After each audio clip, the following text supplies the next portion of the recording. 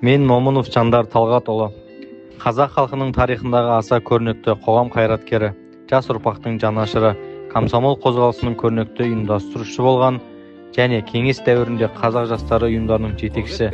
Сонымен қатар Қазалы, Ташкент, Мәскеу қалаларында қоғамдық саяси жұмыстар атқарған ұлы тұлға Ғани Мұратбаев атындағы гимназиясының тарих пәнінің мұғалімі. Осы гимназия қабырғасында жас ұрпаққа тарихи білім мен ұлттық құндылықтарды дарытуды өзінің басты міндетім деп санаймын.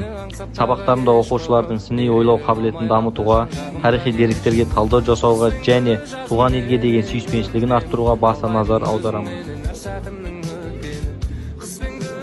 Оқушыларым, зерттеу жобалары, менің шағын отаным, Ақбота, тарих ата сияқты басқа да конкурстар мен олимпиадаларының жүлдегерлері.